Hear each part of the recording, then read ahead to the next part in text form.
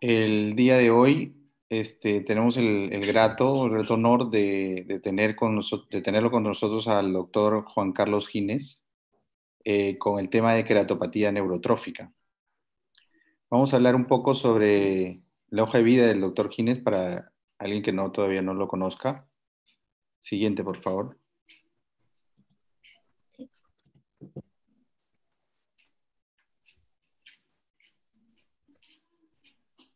Doctor, ya está proyectado, no sé si puede verlo en la pantalla. No se ve, Katia. Ponlo en modo presentación.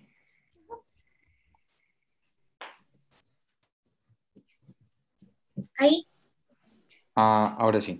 ya. Bien, el doctor Juan Carlos Ginés, Fellowship en córnea, catarata y cirugía refractiva en la Universidad de, wow, el nombre en Alemania. Hizo segmento anterior en Fellowship International por el ICO, el Cascade 8 Institute, Oregon Health and Science University en Estados Unidos. Está en el departamento de córnea, en la cátedra de oftalmología, en la Facultad de Ciencias Médicas de la Universidad Nacional de Asunción y también miembro del comité ejecutivo de APAO en el Young Ophthalmology y también miembro del comité de la LACSA como miembro también del mismo. Nos es un grato, como le digo, honor de contar con su presencia, doctor. Y bueno, adelante con su presentación. Muchas gracias.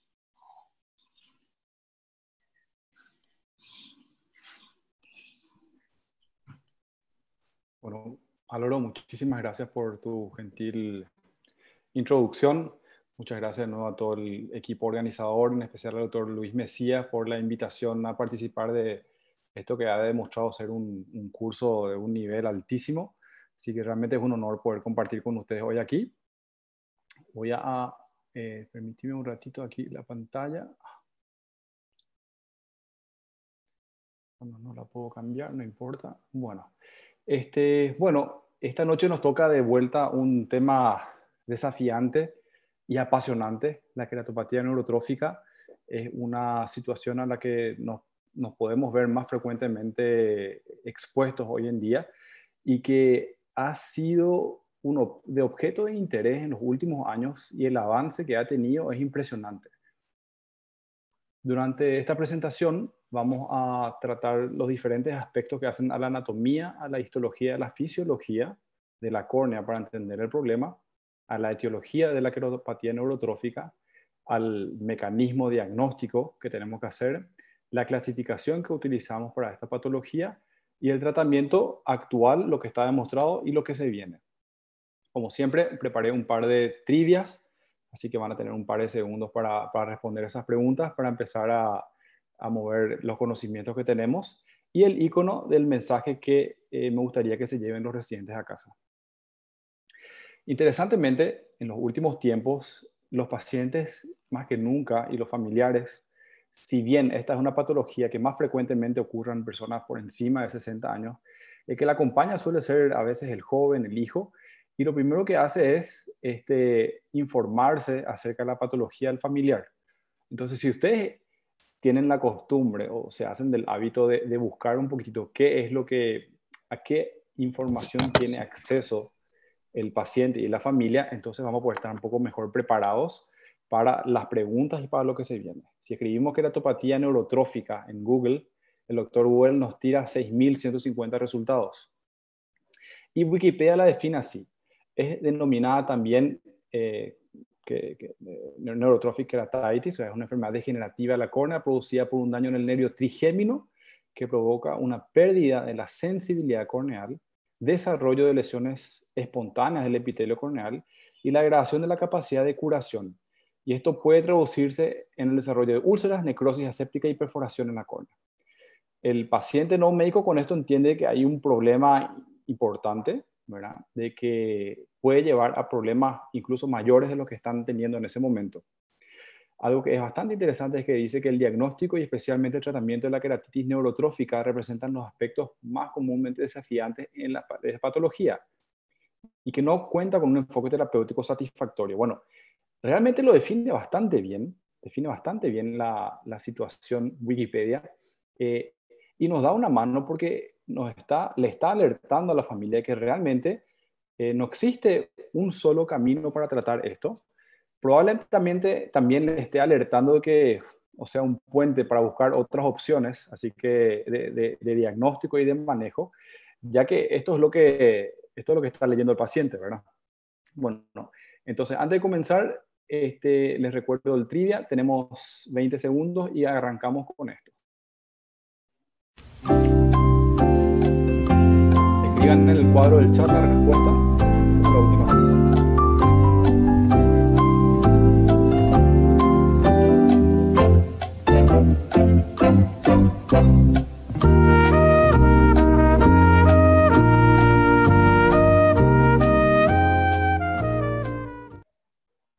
El efecto epitelial persistente, que persiste por más de 2 semanas, a pesar del tratamiento adecuado inicial, se denomina defecto epitelial persistente entonces, ¿verdad? Eran 2 semanas.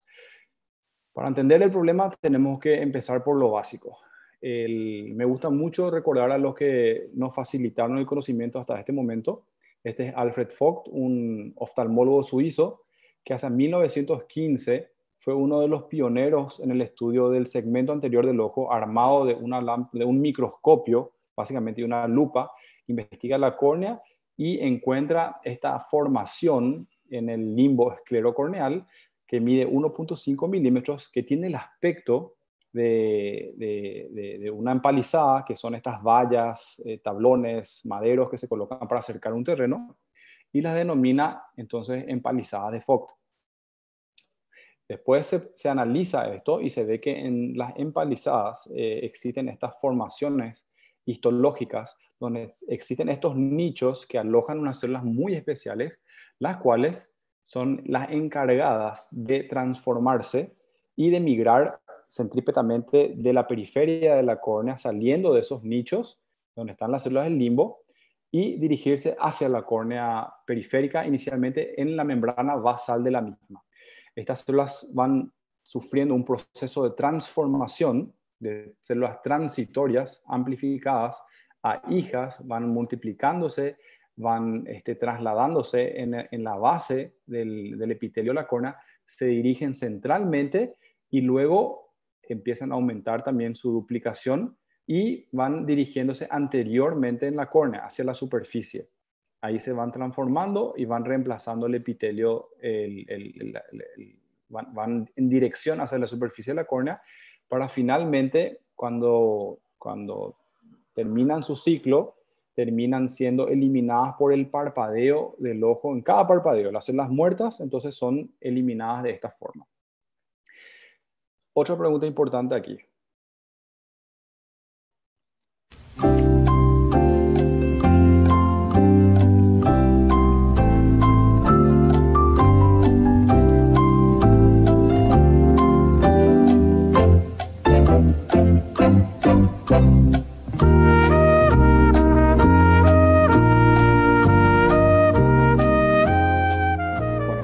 Para los que de vuelta sabían el diagnóstico, los nervios, el plexo tan importante, nervioso y vascular, sufre un cambio al atravesar el limbo, y los nervios corneales, y ustedes recordarán que la córnea es probablemente la estructura más inervada del cuerpo humano, 40 veces más que un molar y 300 veces más que la piel. Estos nervios, para poder mantener la transparencia del tejido corneal, pierden su vaina de mielina en el limbo y entonces se dirigen sin vaina de mielina, lo cual los permite entonces continuar con la transparencia. El concepto de hemostasis corneal es muy importante porque esto es lo que mantiene el medio ambiente de la córnea. Es extremadamente complejo. Y en lo que respecta al caso o al problema que hoy vamos a tratar, tenemos que recordar 3 cosas importantes: el proceso de la inflamación, la proliferación que ocurre y la remodelación. En esta animación, on the ocular surface normally. La animación básicamente un poquitito no vuelve. Bueno, no importa. En la animación queríamos mostrar entonces cómo al dispararse, al existir una lesión en la córnea, se llaman a las células inflamatorias, existen macrófagos que se encargan de eliminarlas y posteriormente los fibroblastos y los queratocitos generan tejido colágeno que va restituyendo el tejido lesionado. En el defecto epitelial persistente tenemos que manejar estos 4 aspectos básicos. La lubricación intensiva sin conservantes, como podemos ver ahí. Tenemos que recordar que el conservante, así como los diferentes tipos de conservantes que existen, son epiteliotóxicos y son una necesidad en el manejo de esta patología de suspenderse, ya que la misma va a estar jugando en contra de la curación del paciente. Entonces hay que eliminar la medicación epiteliotóxica. Al estar la herida abierta, al estar desprotegida la córnea del epitelio, tenemos una puerta de entrada para gérmenes, por lo cual debemos utilizar antibióticos profilácticos mientras dura esta exposición. Otra alternativa, no menos importante, es el uso de lentes de contacto terapéuticos o incluso la oclusión. El origen del defecto epitelial persistente es variado, es muy variado, es multifactorial. Se puede dar por una desecación crónica de la superficie ocular, por ejemplo, en pacientes con queratoconjuntivitis zika, con alteraciones del film lagrimal. Es un paciente, por ejemplo, con queratoconjuntivitis zika, en un síndrome de Sjögren, una paciente bastante Parpadea joven. otra vez. Este es un paciente de 34 años con artritis reumatoide. Como ustedes pueden ver, ya perforó la córnea. También una superficie extremadamente seca que es prona para lesionar el tejido de la superficie. La posición corneal, como en esta paciente de 50 años, con un antecedente de parálisis facial. Ella es una paciente diabética. Esta es una parálisis facial diabética que resuelve espontáneamente al tercer mes, como pueden ver allá abajo. Entonces hay que tener muy en cuenta, aparte de estas situaciones, también la estructura del párpado, por ejemplo, en los lagoftalmos, en las eversiones, en las triquiasis. Otro paciente, por ejemplo, como de 80 años, con un antecedente de una parálisis. Cerrá un poco el ojo. Cerrá, parpadea. Voy a llevarle pero un que la córnea ratito. pueda protegerse. También Mira un poco hacia adelante, claro. la lesión progresiva. Cerrá el ojo Quinto otra par, vez. que es el trigémino, Abrí. lesionándolo y lesionando Cerrá. pasando la cascada que va lesionando Abrí. la superficie de la córnea. En pacientes, por ejemplo, este paciente de 34 años con esclerodermia refractaria al tratamiento, este es un paciente de nuestro hospital, la foto es cortesía del doctor Araujo, de nuestra cátedra. Es un paciente que no tiene la posibilidad de tener un film lagrimal y un cierre palpebral adecuado que proteja esa superficie, y estos son los pacientes que son más difíciles de manejar. Un paciente con insuficiencia limbar, por ejemplo. Tenemos también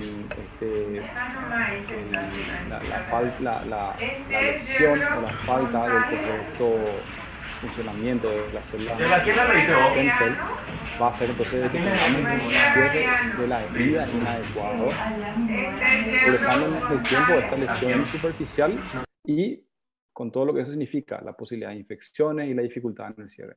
Traumatismo mecánico crónico, por ejemplo, en la histiquiasis.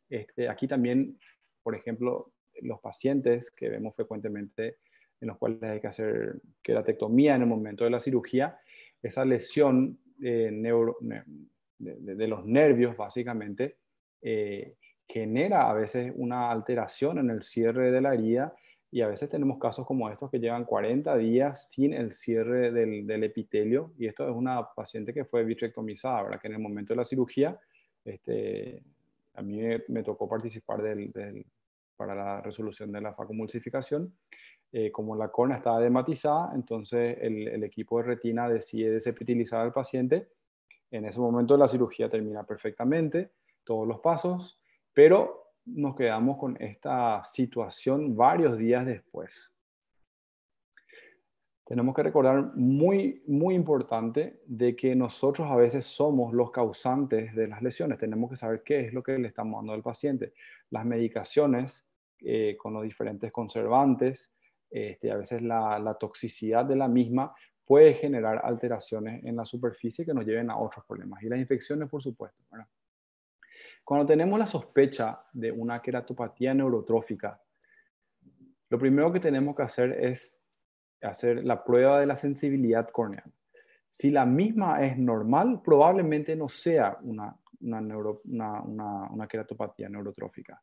Si la misma está reducida, alterada, entonces tenemos que progresar a los siguientes test. Tenemos que estudiar la córnea en la lámpara hendidura, tenemos que usar los colorantes vitales, tenemos que evaluar la función lagrimal, tenemos que evaluar la anatomía de los párpados, el correcto cierre de los mismos, la salud del limbo del paciente y por supuesto tenemos que hacer cultivos también para descartar una úlcera infecciosa.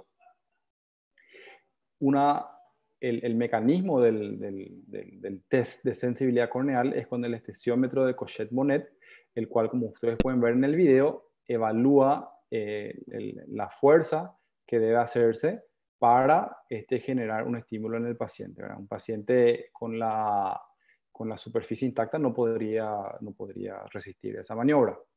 Ahora, muchas veces no contamos con un esteciómetro, entonces siempre es útil el hisopo.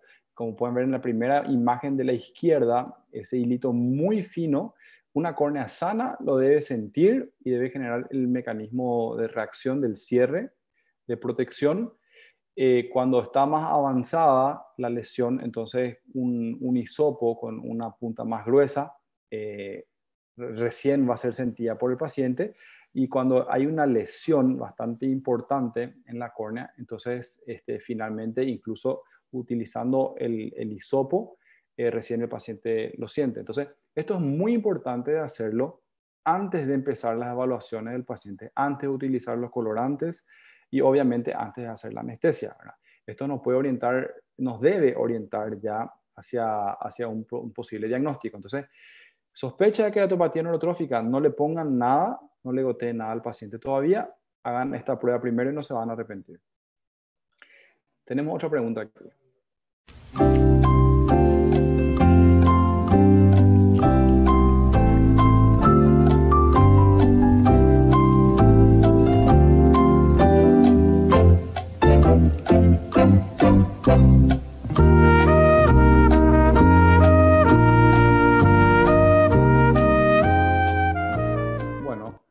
La clasificación que utilizamos para estadificar la lesión por la queratopatía neurotrófica tiene en cuenta el daño estructural a la cual está sometida la córnea. La clasificación es la clasificación de Mackie, se divide en 3 estadios, recuerden esto. El estadio 1 se describe una irregularidad en el epitelio, ¿verdad? Unas lesiones fluoropositivas, características de la queratopatía puntata, pero no existe todavía un defecto epitelial importante. En el estadio 2, como pueden ver en la imagen, no se ve mi señalador, en el tercio inferior, pero suele ser más frecuentemente superior, de forma oval, un compromiso estromal ya, una lesión de la superficie. Generalmente son márgenes que son bastante delicados, están enrollados y con buen diagnóstico, podemos ver cómo están sobrelevados también.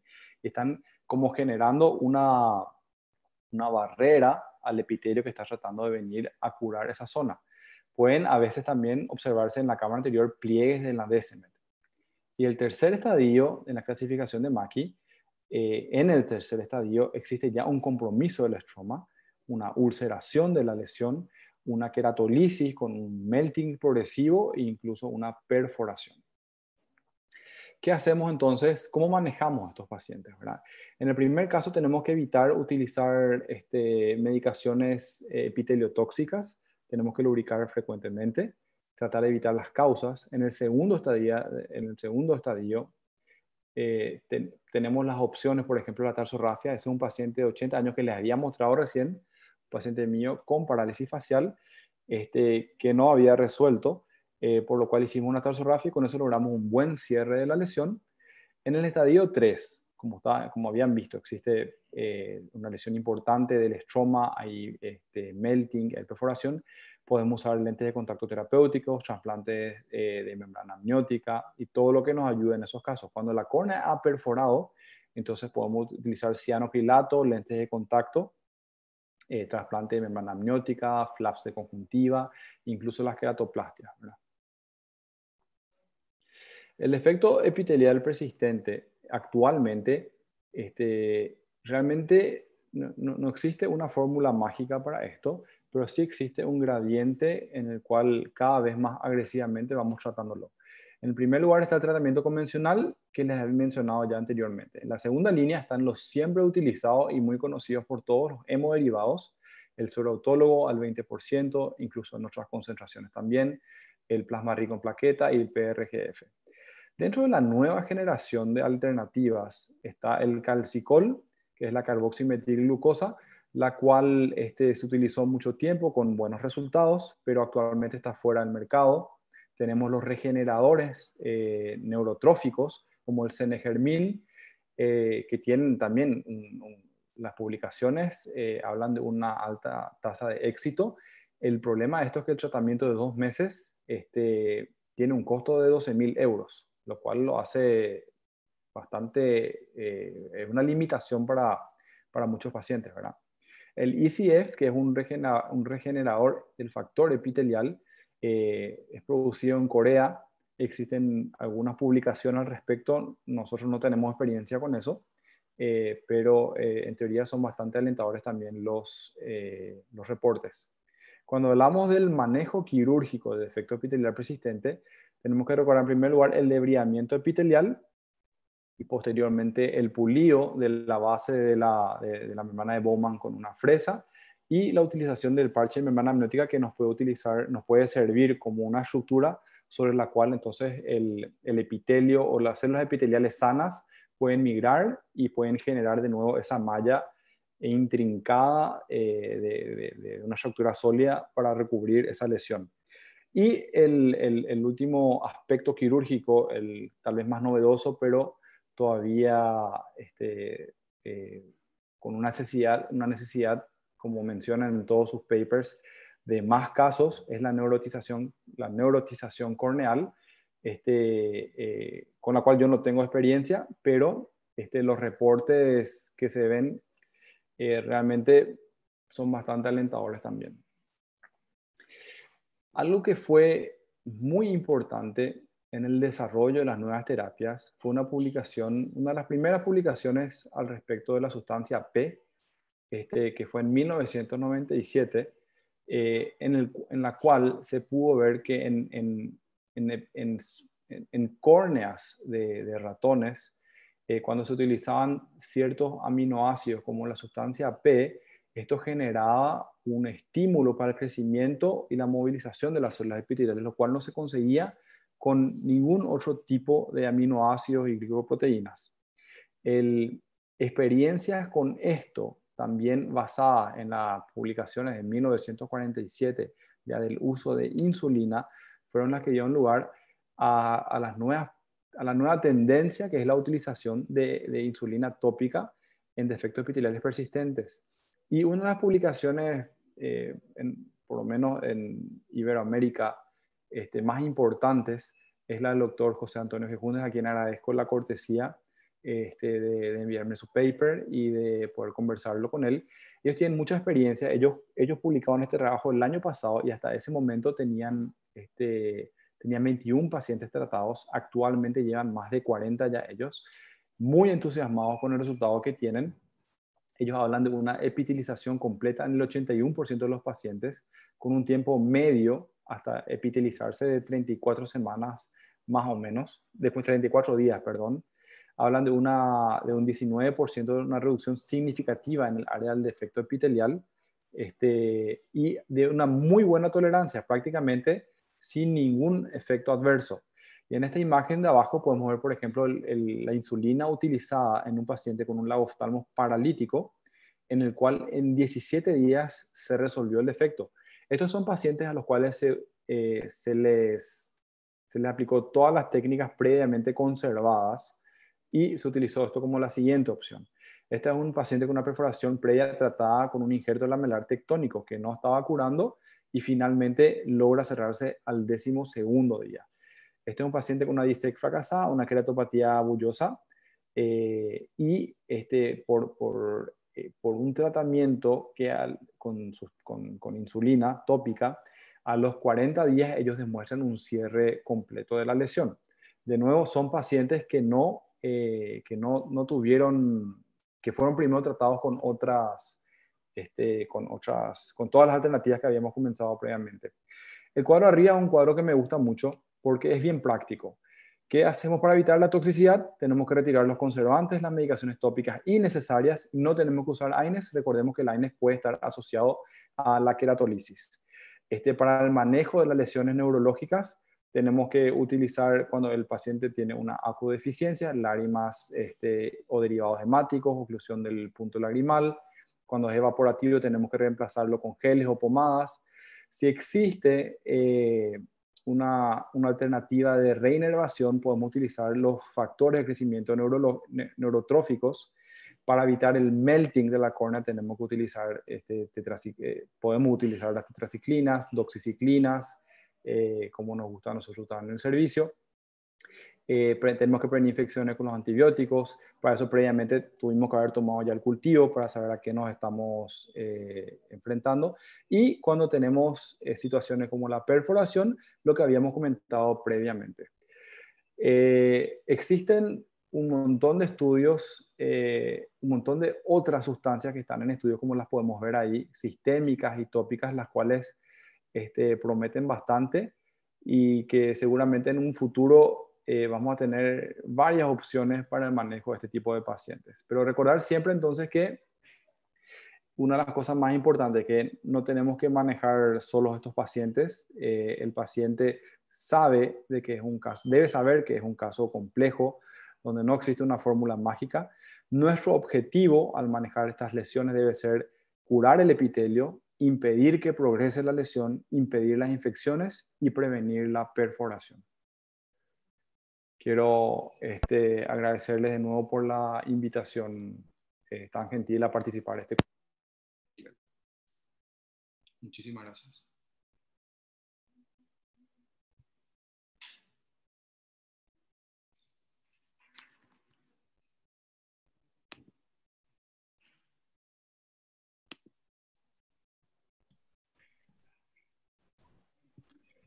Muchísimas gracias, doctor Ginés.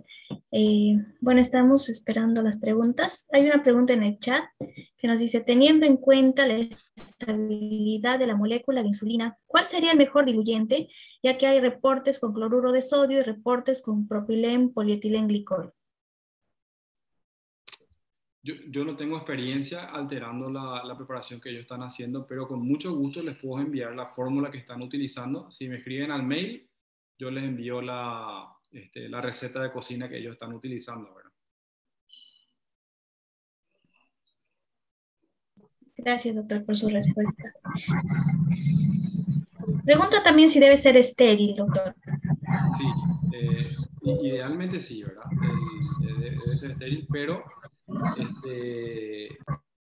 bueno, no puedo hablar de lo que están haciendo los otros colegas, ¿verdad? Pero idealmente se maneja en un ambiente estéril y después se mantiene eso refrigerado y la están utilizando. Hay grupos que lo utilizan 2 veces al día, 4 veces al día, etc. ¿Y qué tipo de insulina usa? Te envío los detalles. Si me escriben, yo les envío los detalles de lo que están utilizando exactamente, la fórmula y la fórmula que ellos están diluyendo también. Gracias, doctor. Doctor Cáceres, ¿algún comentario? Sí. Doctor, acá usamos, aquí tenemos pocos pacientes, pero en realidad usamos la insulina, la de la Lantus, que es de tipo lapicero. Usamos solo 60 unidades y lo mezclamos con la gota de Frigin, que tiene 10 mililitros. Y y simplemente aplicamos directamente, ¿no? No sacamos nada del frasco de lubricante, ¿no? ¿La gota Frigin que es un lubricante? Lubricante, es un lubricante, sí. Mezclamos ahí. Como le digo, hemos tenido muy poquitos, en realidad, y pensamos comenzar ahora en antes de la pandemia para tener más pacientes, pero lamentablemente por ahí solo tenemos 3, 4. Pero por ahí todavía no podemos decir, ¿no?, de que haya una efectividad, pero sí, como hemos visto en artículos, y usted lo ha mencionado, la insulina, pues, tiene resultados también aparentemente muy buenos, ¿no? Habría que seguir viendo e investigando. El grupo de Madrid está utilizando insulina rápida cristalina y ellos utilizan 5, ahora están utilizando 5 unidades internacionales por mililitro, ¿verdad? Entonces, tengo entendido que ellos lo mandan preparar a la farmacia. Nosotros probablemente tengamos que hacerlo un poquito más, más casero, ¿verdad? Pero ellos están muy entusiasmados, están utilizando eso como casi de primera línea ya. Entonces eso es algo que realmente entusiasma bastante, ¿verdad? Nuestra experiencia es demasiado poca como para sacar una conclusión todavía. Ellos llevan más de 40 pacientes bien estudiados, lo cual es bastante interesante. Yo hace un tiempito había leído un artículo muy interesante y lo había comentado en el último webinar. Había leído una publicación de la Universidad de Wisconsin. Entonces le escribo a un colega que está ahí en el departamento de córnea y le pregunto cómo están usando, cómo lo están diluyendo. Me pasa los datos y te digo exactamente cómo me dijo. A ver un poquitito.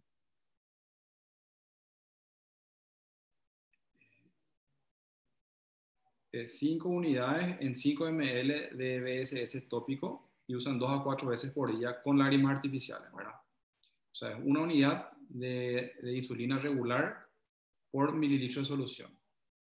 Se pueden inyectar 5 unidades en 5 ml de BSS tópico, ¿verdad?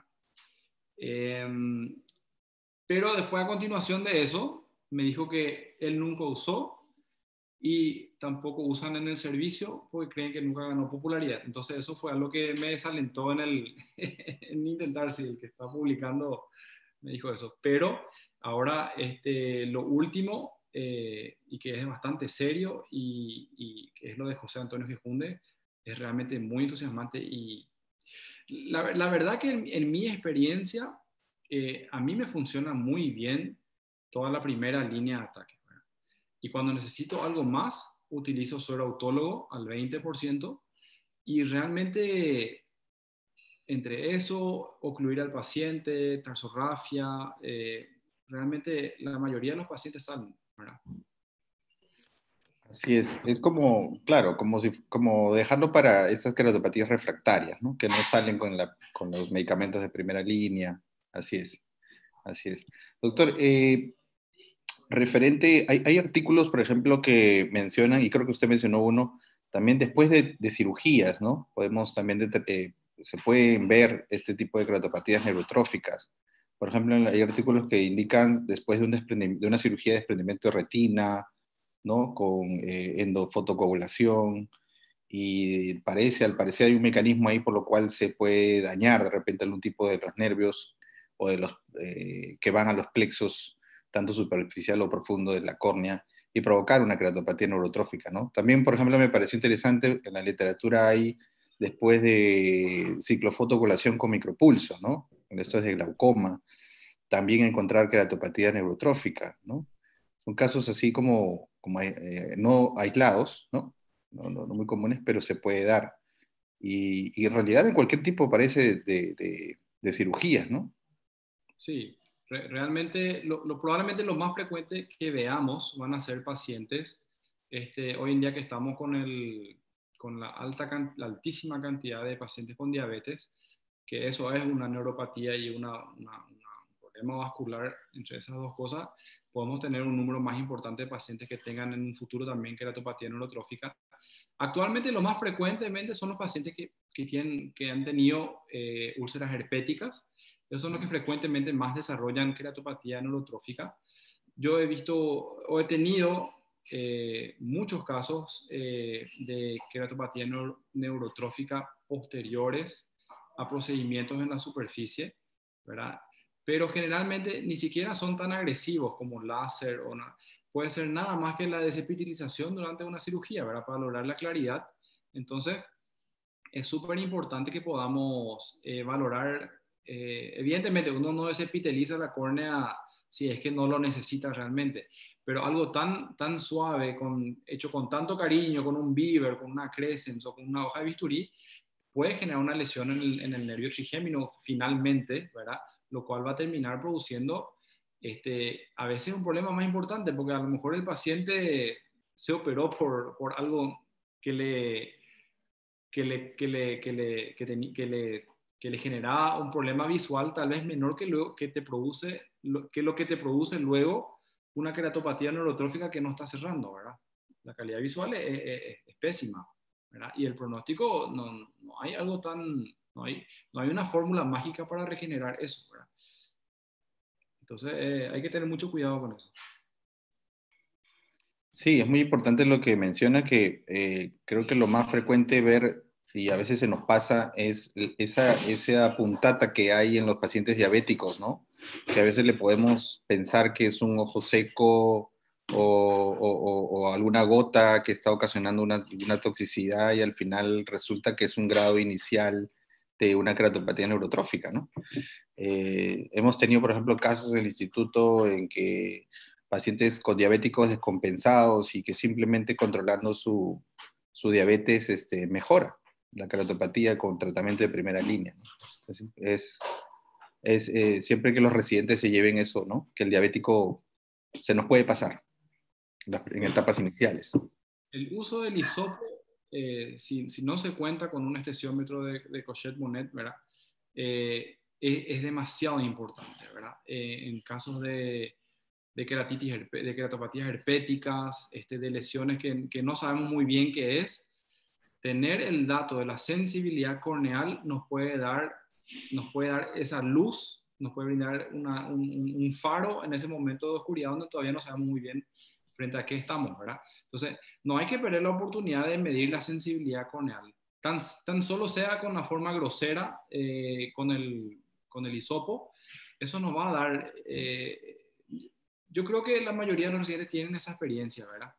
El hilito finito que un paciente normal lo puede percibir, y si no lo tienen, practíquenlo en gente que no tiene el problema para que vean cuál es el grado de reacción que le genera al paciente esa última hebra de algodón del hisopo, cómo el paciente se percata. Una córnea sana se percata de eso, ¿verdad? Si una córnea está con una queratitis puntata, algo está ocurriendo, ¿verdad? Frecuentemente, a veces es toxicidad epitelial, y esa toxicidad epitelial es uno de los factores que pueden generar una lesión que termine como estamos hablando, ¿verdad? Entonces, muy importante siempre medir la sensibilidad corneal. Si aprendieron eso en esta clase, ya ganaron el día, porque a mí en más de una oportunidad me ayudó a hacer el diagnóstico, y es muy importante que no lo hagan antes de tocarle al paciente con otra cosa, es medir la sensibilidad corneal. Ninguna otra gotita, primero eso. Gracias, doctor. Doctor, tenemos una pregunta en el chat que nos dice, ¿qué opinas sobre la micropunción para el defecto epitelial persistente? Leí que hizo Noé Rivero esa pregunta. Bueno, la micropunción funciona generando una cicatrización de adherencia entre el epitelio y la membrana de Bowman, ¿verdad? A mí personalmente me gusta más hacer una PTK, que es una queratectomía fototerapéutica, pero los dos funcionan bien, ¿verdad? Gracias, doctor. Otra pregunta nos dice sobre la profilaxis antibiótica en estos pacientes, ya que es muy frecuente en los que no tienen experiencia y sobrecargan al paciente con múltiples antibióticos. Sí, sí, y a veces eso es lo que genera el problema también, ¿verdad? Hay que distinguir, o hay que por lo menos pensar, ¿verdad? Hay que pensar en el diagnóstico de la queratitis tóxica medicamentosa, y eso probablemente, hay ciertas imágenes, no sé por qué no está acá, quería ponerla, me olvidé ponerla. La queratitis tóxica medicamentosa es como una imagen muy clásica que es difícil de olvidar, ¿verdad? Es como que involucra toda la córnea, como ese micro puntuado, esa micro esos micropuntos de flúor positivo en la totalidad de la córnea. Y cuando uno va a preguntarle al paciente, el paciente está con el antibiótico, con un corticoide suave, con otro antibiótico extra, con lubricante, con conservante. Entonces, esa córnea es una córnea que está sufriendo, ¿verdad? Y probablemente no es toda la medicación, son todos los conservantes que tienen las gotas también, ¿verdad? Entonces, esa es una toxicidad que tenemos que valorar muchas veces. A veces para ganar la batalla damos un paso atrás y suspendemos todo y le explicamos eso al paciente. Vamos a dar un paso atrás para dar 2 pasos hacia adelante después, suspender todo, incluso ver qué ocurre ahí, ¿verdad? Si se tiene acceso a lubricación sin conservante, genial. Pero sí, en el momento, lo que pasa es que yo entiendo que la pregunta viene porque en el momento que vemos un defecto epitelial flúor positivo, lo primero o lo más terrible, el peor escenario posible que nos viene a la mente es una úlcera bacteriana, ¿verdad? Entonces, bueno, lo primero que uno hace es querer cubrirse de eso, ¿verdad? Ahí sí podemos pensar que lo mejor que podemos hacer ahí es tomar un cultivo. Eso nos va a ayudar en los siguientes 2 días para saber dónde estamos parados, ¿verdad? Pero muchas veces, aquí tiene mucho que ver la anamnesis del paciente, ¿verdad? Con el tiempo, cuando uno ve ese tipo de córneas, automáticamente le pregunta al paciente y el paciente le cita 18 gotas que se está colocando, ¿verdad? Entonces, eso ayuda también a saber si probablemente estamos hablando de una toxicidad, si es que, o qué está ocurriendo, ¿verdad? Cada caso es diferente al final. Gracias, doctor. Hay otra pregunta, dice, ¿en las cirugías con micropulso revierten con tratamiento? ¿Qué cirugías con micropulsos? No lo especifica, lo pone en forma general. De repente es la de glaucoma, la que se utiliza para glaucoma. Con micropulso. Imagino. Sí, yo creo que se referían a eso, como mencionaban, que había pacientes que después de cirugías terminaban con defectos, creo que se refiere a eso. No sé. Ahí pregunta Rebeca si es que recomendamos el suero autólogo al 20 o al 50%. Personalmente, siempre la utilicé al 20%, sobre todo porque en las primeras publicaciones se hablaba mucho de que la dilución al 20% era muy parecida a la constitución de todas las proteínas, aminoácidos, etcétera, que tiene la lágrima artificial en sí. Entonces es como que es más natural para el ojo, ¿no? Pero sé que se usan a diferentes concentraciones. Yo no tengo experiencia con otra que no sea el 20%. ¿Ustedes qué experiencia tienen con eso, Álvaro? ¿Ustedes utilizan 20, 50? No, igual que usted, personalmente 20%. Lo que pasa es que también varios estudios indican que pues, la concentración, más o menos los resultados son muy parecidos, ¿no? Entre 20 a 50%. Con 20 es suficiente para tener un buen efecto, ¿no? Epitelizante. Por ahí casos muy raros se puede usar a mayor concentración, ¿no? Pero con 20 basta, ¿no? Pregunta Freddy del Carpo si la ciclovir en ungüento puede producir más queratitis medicamentosa que otros medicamentos. Si el aciclovir, por lo menos el que yo conozco, es extremadamente epiteliotóxico, ¿verdad? Entonces, no es agua bendita que le colocamos. O sea, hay que poner en la balanza. Pero sí, es extremadamente epiteliotóxico. No sé si es la marca que nosotros tenemos aquí, no sé qué experiencia tienen ustedes allá. ¿Qué tal, Álvaro, allá No, igual. El aciclovir, bueno, comparado, por ejemplo, con el ganciclovir, que es en gel, es mucho más amigable a la superficie ocular, ¿no? Que el aciclovir. Sí, sí. Ahí están comentando otra pregunta, pero es de fútbol. Es de fútbol. No sé qué pasó entre Argentina y Uruguay.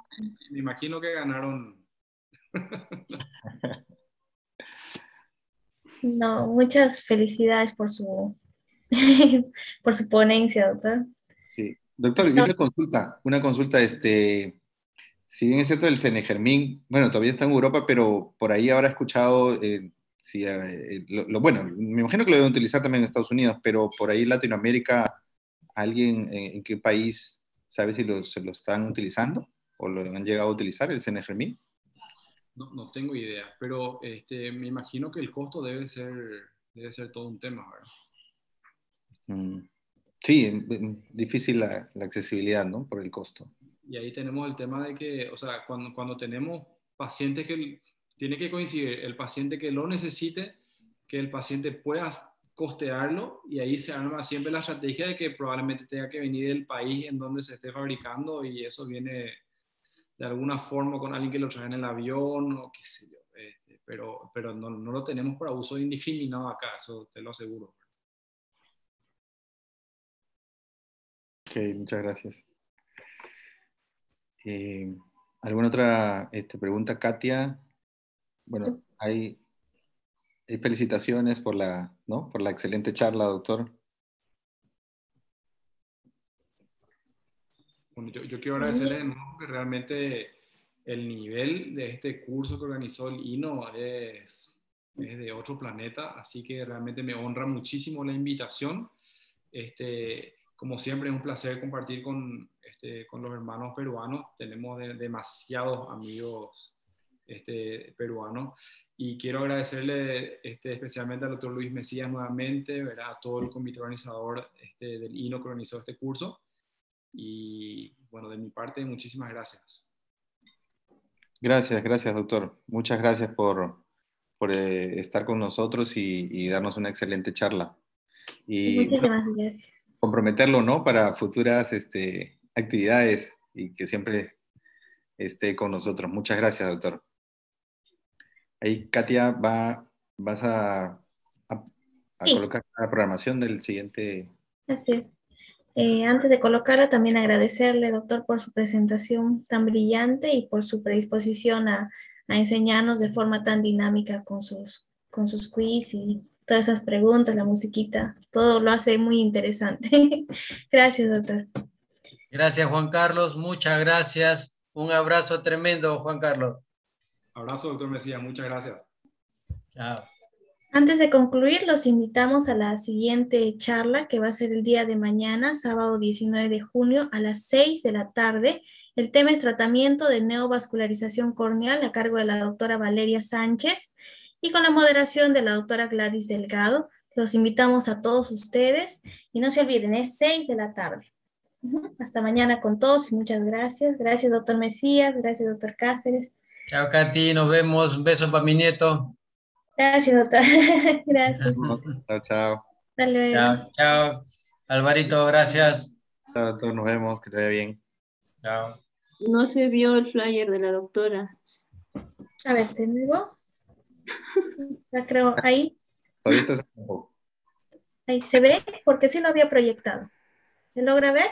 Ahora sí, ahora sí. Sí. Sí, no se olviden, 6 de la tarde mañana, tratamiento de neovascularización corneal. En la hora del lonchecito. Por favor. Ahora sí, hasta luego. Chao, gracias. Chao con todos.